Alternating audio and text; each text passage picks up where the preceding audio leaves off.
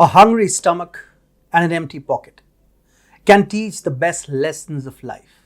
Ask Germany, which has now unofficially taken Russia's side in the ongoing crisis in Ukraine. Berlin seems to have learned the lesson of geopolitics the hard way.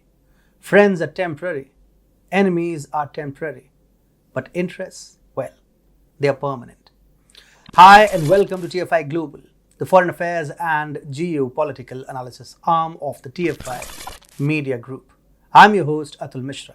We want to race to the 1 million mark, so please subscribe to the TFI Global channel. Hit the subscribe button and press the bell icon to receive all the latest updates. Let's begin.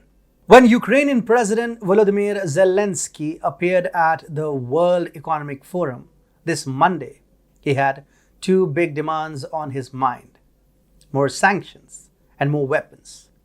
The embattled comedian ordered Davos to pull businesses out of Russia, seize Russian assets, put an embargo on Russian energy, and supply more and more lethal weapons to Kiev. After Zelensky, it was the Ukrainian foreign minister's turn to growl at Davos on Wednesday. Dmytro Kuleba said he had come to Davos at a very difficult moment on the front line. The trembling leader further said, "The battle for Donbass is very much like the battles of the Second World War. Some villages and towns, they do not exist anymore. They were all turned into rubble by Russian artillery fire, by Russian multiple launch rocket systems. It's devastating." Ukraine did a pretty good job at turning the Davos podium into an anti-Russia platform. But now it turns out that this melodrama performed by Zelensky and company made little difference to the German viewpoint. Germany recently declared that it won't be able to deliver much sought-after anti-aircraft Leopard tanks to Ukraine before July. With this declaration, Berlin also made it clear that it won't take Ukraine's urgency into consideration. Responding to this, Anastasia Redina, a member of the Ukrainian parliament, told Reuters, "For us, July is like, what?" She said, "Let's ask a mother who is forced to sit in a basement with a newborn child who has no baby formula. How far from now is July for her?"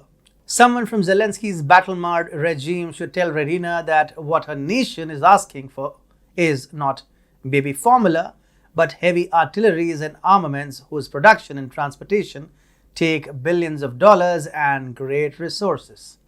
So despite Zelensky crying his eyes out at Davos, Germany is behaving wise enough to keep from falling for Ukraine's war trap. Instead, Berlin is now inching towards hammering out an unofficial peace deal with Moscow. On Wednesday, Russia had proposed to build a food corridor between Ukraine and Europe to help the bloc ease its food crisis.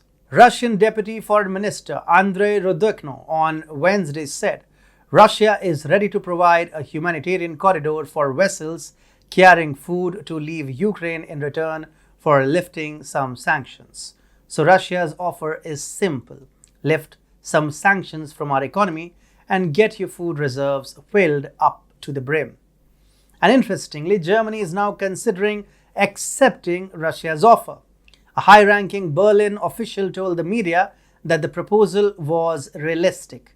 The official said, "I think that in order to lift anything, such as sanctions, we would not rely on Russia's promises. We would need to see something happen on the ground first. This is where the complexity of the matter lies."